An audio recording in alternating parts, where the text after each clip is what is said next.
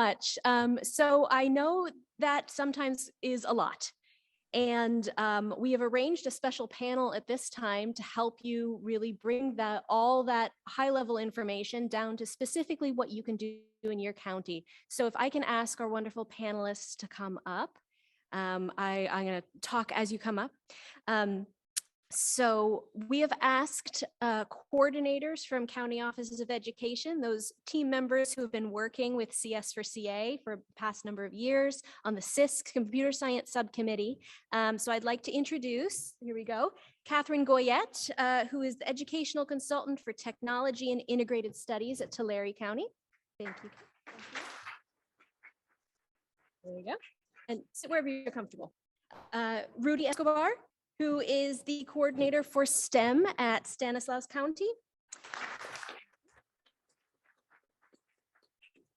And Stephen Callahan, the educational technology coordinator at San Joaquin County.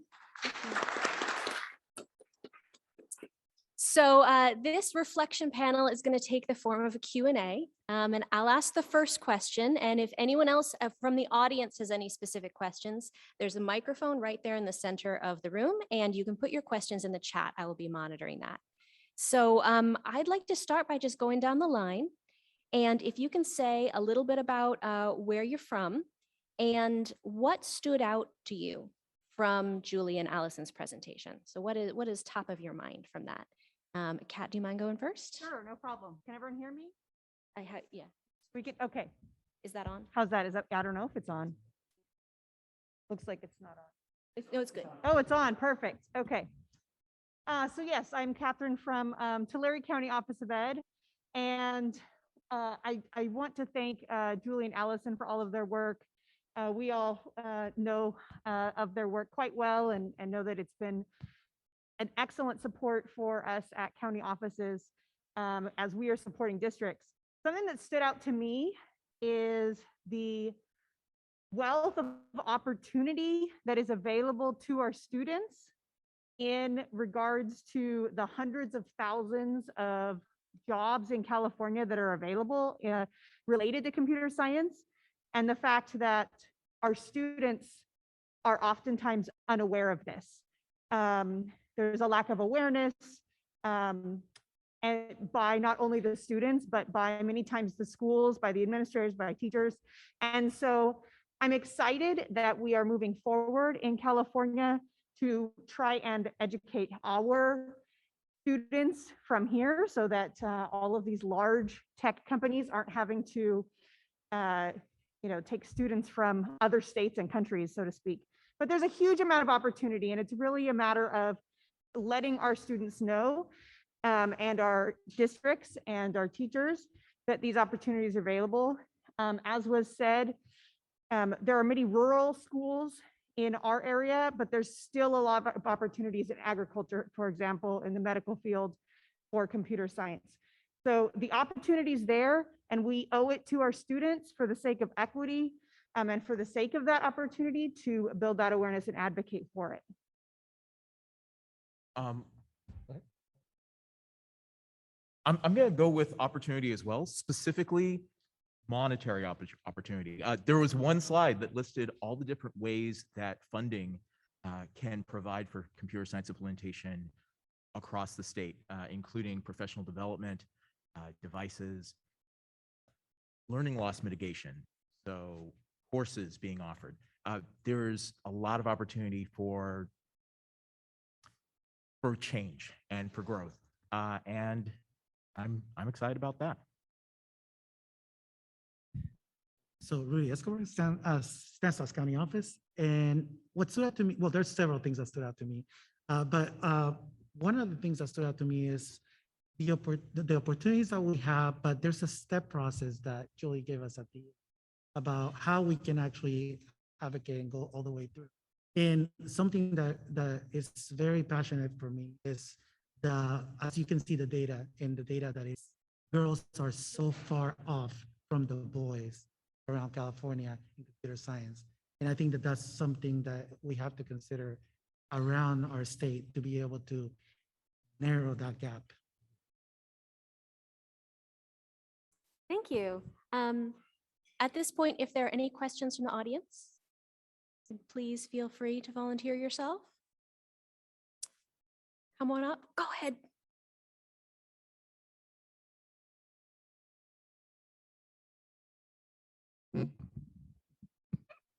I'm not sure this is a question, but it is a bit of a concern. In one of the slides, and I don't mean to be nitpicky, but we all have our passions. And one of mine has always been CTE, Career Technical Education. And as you're talking about monetary, number one, the slides were based on a study that I believe was mentioned is 20 years old. And CTE courses have all gone on to make sure that they are A to G eligible with the University of California. So we need to be careful as we talk about bias. There's been tremendous bias against CTE for the last 40 years. And we have worked very hard to make sure that it is very high tech. So in many of those classes, computer science is thoroughly integrated. We have students taking classes in how to deal with electric cars and hybrid cars. That's all high-tech stuff. Nobody lifts the lid of the front of a car and listens to see what's wrong with it. There's the manual of 10,000 pages that's all very much talking about high-tech stuff. So advanced automation, also high tech. So computer science and having the skills to get the good jobs that are high paying are often integrated into CTE. So I just want to make sure that we recognize that and don't continue to treat CTE like it's the shop of 1958. Thank you. So I'm going to add to what was just said, and I totally agree. It's very important in our county.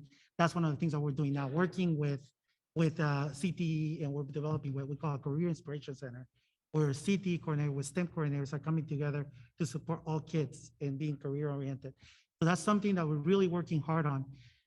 At the same time, and I think my colleagues can probably attest to that, is that we have the credentialing issue and the funding issue. And I think that that's something that for us, at least for us, it gets out of our hands. It's something that we need support and advocacy for, that credential to be accepted and being able to be accepted as a computer science CTE credential, something that we have. Good morning. That leads to my question. I'm Marcy Masamoto from Fresno County Office of Ed. Because we know there's a dearth of classes in high schools for computer science, I would like to understand better what the teacher preparation process and or status is in our state. So what is good is that a computer science supplemental credential has been established. That was, Emily, do you remember what year that came out? 2019. Yeah, it wasn't too long ago. It was pre-COVID, but so that allows teachers, to add that supplement to their credential. Fresno Pacific has a program that's all online, since you're from Fresno County Office of Ed, so I mentioned that, but there's plenty all over the state as well. Right now, as it stands, and correct me if I'm wrong, Emily, in remembering, because things always change so quickly, but at the moment, someone with a single subject math credential can still teach computer science, even though many math teachers would say, I wouldn't know how, but legally that can happen, or they can add that supplement. Anyone can add that supplement, no matter what your credential is, no matter if it's multiple subject or single subject. And so there is funding, there's talk of funding at the state level to increase the amount of teachers that can get that supplement. So there has been some talk of, should we have a single subject computer science credential? That is just talk at the moment. Currently, it's just that supplement that is available for now. So there are programs out there that that are doing that, and there are educators taking advantage of it. If you are talking, now this is talking about specialized computer science. So for example, if you're because there's a lot of talk about high school, and high school is so important and it's easier for us to track. But when we look at the equity gaps, many times the reasons that our students don't enter, our students of color, our girls, they don't enter high school computer science classes is because they had no idea what it was and they had no exposure at the K-8 level. And so at the K-8 level, there are options. You can either have that supplemental credential and teach a standalone computer science course, or any multiple subject teacher can integrate computer science into what they are teaching. That is legal. And so if you look at the computer science standards appendix, there is guidance for administrators regarding implementation. And so there are models that would not at the moment require that additional credential if it was an integrated model. So hopefully that answers some of those questions. Thank you for the question. I was also going to add a couple of places where support for that can be found. Certainly in Tracy, which is one of our larger districts, that is going on. They're implementing a computer science curriculum, computer science and engineering throughout all of their schools. And we have in San Joaquin, the Teachers College of San Joaquin and our master's program. And all of the teachers who are going through that are learning computer science. So there's a lot of professional development opportunities for teachers who are not necessarily specifically computer science teachers to learn those computer science skills and be able to support their students. I'm just going to add one more on that. You saw in the presentation, they talked about Summer of CS. And that's one of the places where teachers can attend, and we're actually doing the supplement authorization start point at those sessions. This first time around, there was a scholarship for the teachers, so they didn't have to pay. So that's another opportunity for professional development.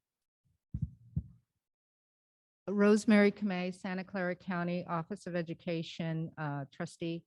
Just to follow up on some of the suggestions that have been made, having the supplemental credential is really great, but I also think that there's a tremendous opportunity for teachers to just open up computer science from K to 8.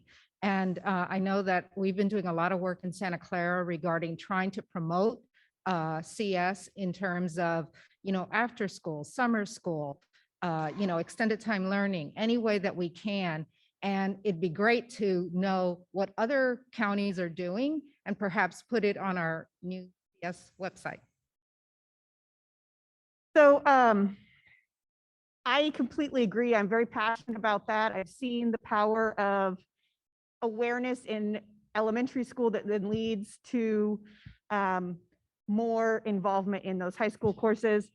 So some things that we had been doing in our county, and then I know there's great things going on in other counties as well.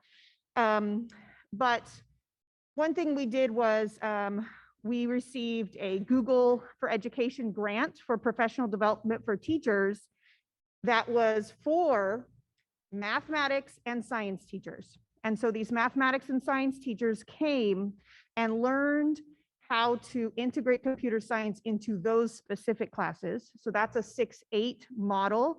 I think the, actually, Emily, can I add the website, send you the website link, and you can put that on the Absolutely. later? We'll feature it in the Yeah, toolkit. because I can't remember it off the top of my head. But that was a whole program. We called it CS Decoded. So that was for middle school. As far as elementary school, there is a district in our county who received a very large grant to have computer science in the school day for students. And this is kind of more of a pull-out program, so that requires that extra credential. But something I'm doing with a district right now is we worked on creating grade level expectations, so to speak, based on the standards. And it's, now the thing is, it's not, we don't want to scare all these teachers. because these teachers say computer science, coding, I don't know how to teach that. So it is an integrated model where if you're teaching mathematics, here's a lesson that you can do as well. If you're teaching ELA, here's a way that you can go into Scratch and have the students code a story. And so that is something we're doing at a district level. I'm supporting and working with those academic coaches to make sure there's that buy-in to say, here's what this can look like. What do you think? Can you help us build these lessons? We want to have that ownership because right now the challenge is educators, administrators are feeling so overwhelmed with, especially at the elementary level. Oh, my kids are coming in with this learning loss. How do I catch them up with ELA? How do I catch them up at math? And if you say, oh, and we need to do computer science, you've got to be kidding me. So if it's, here's a way to teach ELA in a more engaging method. Here's a way to teach mathematics and really get your kids excited, then that integrated approach is really helpful. But it's a whole project that we've been starting. I know Emily is doing something similar in San Diego as far as that integrated approach. So in San Joaquin County, we have the largest STEM program in the state, which I realize STEM is not computer science, but I bring that up because it means that we're able to integrate computer science into professional development in a lot of ways. I happen to be up here with my friend and neighbor in Stanislaus County, Rudy. So we have the Delta Sierra Science Project, which he's a part of, where we'll have teachers come out to our large fab lab and they'll learn computer science and ways to integrate it into STEM. So was it 3 years ago, we had making science, building maker science, maker space skills into computer science. We had an artificial intelligence institute the summer after that. This year we're having data science, all of those having computer science at the heart of what students and what teachers are learning. We have, well, if you ever use EdJoin, that's made by CodeStack, which is at the San Joaquin County Office of Ed. We have a curriculum for computer science that we are implementing so far in Juvenile Hall and Discovery Challenge Academy. We're pushing out to students who are traditionally not in computer science. So that's who's getting access to that first and sending it out to districts after that. We have just lots of professional development. Oh, and I mentioned it before, but I think it bears repeating, the Teachers College of San Joaquin, where the STEM Masters has a lot of computer science courses in it. So I'm sure I'm missing a few things that we're implementing, but Rudy?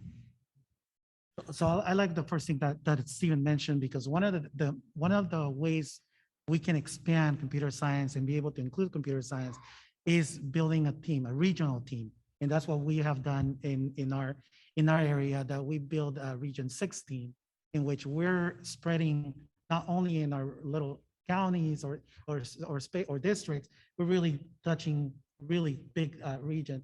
And that's been a big advantage for us because we've been able to reach a lot of teachers, not only through computer science, but computer science with STEM, computer science with just science. And there's so many out there. We're recently doing also art, including into this.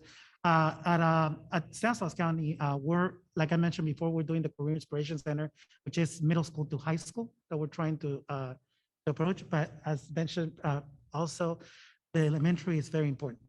And that's been the hardest area to reach. But if you're an Olympic medalist, you want to start from very young to when you get to the end. So we're trying to get to the younger kids. So one of the things our districts have been doing, because there's not a specific credential, what they've been doing is they're putting them as EOS TOSAs. And that's how they've been putting computer science in these very small steps, but that's one way that has been working for us. The other one that we really were able to infiltrate into districts was summer. Everybody's looking for engagement and everybody's looking for social emotional support. Computer science is the great tool to be able to do that. So we actually had 5 districts actually that actually came in and worked with us to build this STEM curriculum. We call it C-STEM because we have computer science included. And that's one way to really reach. And I have my assistant superintendent board here, but if I recall, it's about 3,000 students that we reached out that summer. So just so have an idea about how we can spread. Thank you, panelists. We have one more question from the audience, and then I'll go to two from the chat. Thank you. So I'm Peter Costas, Sonoma County Office of Education. So really hear the importance of computer science and really get all the inequities around who's taking the class and who's offering it and broadband issues and all. So the legislature just passed a bill on ethnic studies. Students have to take a course in what, 3 or 4 years. Has there been any talk about legislating a course in computer science down the road? Maybe I'm being naive, but if that came to pass, wouldn't there be some kind of action that would have to take place to address some of the broadband issues and some of the inequity issues? I'm curious if there's been any discussion or talk about legislating a computer science course down the road where, districts have to prepare for it. I would love for that to happen, but I'm not in charge. So I will say, when I'm speaking with districts, a fact that I let everyone know is that while there at the moment is no mandate to teach computer science, the State Board of Education on September 6th of 2018 unanimously approved the computer science standards and the introduction and the appendix.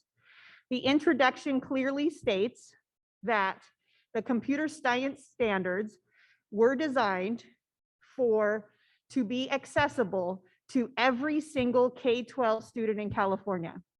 Therefore, I would argue that that implies that that's what needs to happen. There needs to be computer science taught in every single school for every single student. So that at the moment, I don't know that there wasn't any talk at that point of a specific mandate, but that language was adopted by the state board unanimously, and it's in that document. And so to me, that says that they want every single student to have access to a computer science curriculum. So if you notice on the presentation, there was they mentioned about this different groups that are working together as CS for CA. One of the groups that we belong to, we just went through recently about that conversation. We have 5 buckets, so we call 5 areas that we're trying to cover. And one of them is how do we get, and we had to come back a little bit, step back a little bit and say, what do we need to do first? Because right now, yes, the standards are out there, but they're not even being really, shown in professional development as much as we would like. So that's one thing, but I do want to address the question about what goes after. Some of the things that were mentioned was maybe something like a seal, right? So something like the bilateral seal, that would be an opportunity to include it. One thing that I think was successful was the acceptance of the CS as being one course, 3-year course, so the 3rd year. So that's something that has also been part of that has been good for us. So we're working on that as a team, as a whole team, state team. We're working on it, but we're still in the work. But we have hopes that it's going to get there. Yeah, there are conversations going on. And I just want to throw out there that there's about the standards, which you were mentioning earlier. The great thing about the standards is that they are K through 12. And so the students are not only supposed to be learning computer science one time in high school, but they're supposed to be learning computer science K through 12. Lots of skills down from kindergartners being able to model variables all the way up to high schoolers being able to code arrays. But there's so much for the students to learn, and our goal is for them to be learning all of computer science throughout their education. Thank you. I have a question from the chat here that I'm going to read out. This is from Anna Rose Ravenwood from Lake County Office of Ed. We obviously need computers in educational and business settings. However, one intended consequence of promoting computers is addiction. As a teacher, I see a growing number of students afflicted with this addiction to computers. Do we think we can address this problem? Go ahead. you go first. So yesterday we were at a presentation. One of our presentation of our colleagues was, and I think also was mentioned today about the difference between being computer consumers to computer producers. And I think that that's really what we have to put focus on. And it's not about, unfortunately, yes, there's a screen, there's computers, we have them. There's no way to get out of them. But how to be a creator compared to how to be a just consumer is the difference. And that's what we're trying to advocate for. Be a creator and not be a consumer. I would also say that when we are talking about computer science, one of the things that was, I had the great honor of being the primary writer for the California's computer science standards. And I have to say that that committee was very passionate about the concept area of impacts of computing. So computer science in the standards, as was led by the foundation of the national framework, talks about impacts of computing. And impacts of computing is really about how do these computing devices, how do these computing technologies affect our society? How do they affect us as human beings? And so I want to assure you that if we have teachers that are truly looking at those standards, they will be including those conversations about addiction to screens, about are we making sure that this technology that we're bringing about is actually done ethically, that we are being inclusive, that we are using it to further society in a positive way and to help others. And so there are standards at all grade levels that discuss these types of issues. And so I completely agree with that. I also would say there are several, the other thing that the committee, the Standards Advisory Committee was very passionate about was making sure that there were opportunities for students to do a lot of computer science that didn't require a computer. Because a lot of it is not only those conversations I talked about, a lot of it is planning. And I might do that on paper with my peers, or I might use Post-its or a whiteboard. I might write things out and sketch something. So there's a lot of unplugged, we call it, activities that are a focus as well. Well said, thank you. I have one more question from the chat. This is a fun one. Are there any models for bringing computer science to students' other areas of interest, like woodshop class, 4-H club, etc.? And that's from Susan Alvaro from San Mateo County. So actually integrating computer science into other activities is something that's just a lot of fun. I really love it. Our curriculum that we're working on here at the County Office of Ed, San Joaquin County Office of Ed, is all about physical computing. So students, I know mentioned in one of the slides, the Circuit Playground Express being a little circuit board that people can program and use.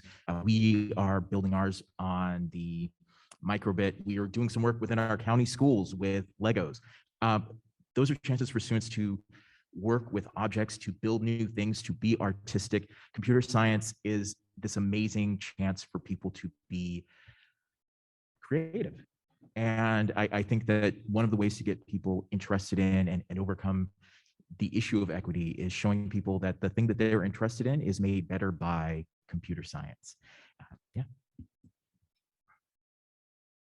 Okay, great. I would like to give everyone one last chance. Is there something that you didn't get a chance to say? Something that you'd like to share with the audience? You have 2 minutes left. So rapid fire, lightning round. What is the most important thing you want these people to leave with? I just want to thank you for being here and for all that you do. Education right now is a very difficult and muddy area of our world.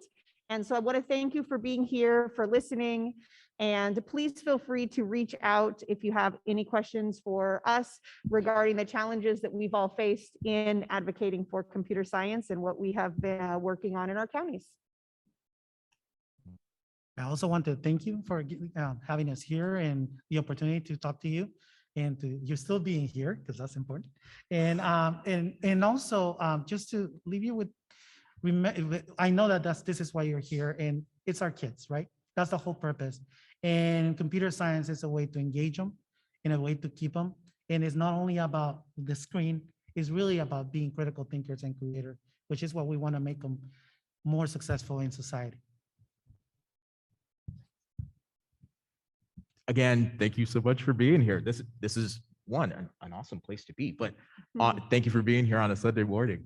I want to leave you with, more than anything, the opportunity. There is so much opportunity for growth, for students to be able to understand and be able to use something that is so important in all of our lives, and by all indications will only increase in importance. So I'm looking forward to the future. Great, thank you. Join me in thanking our panelists.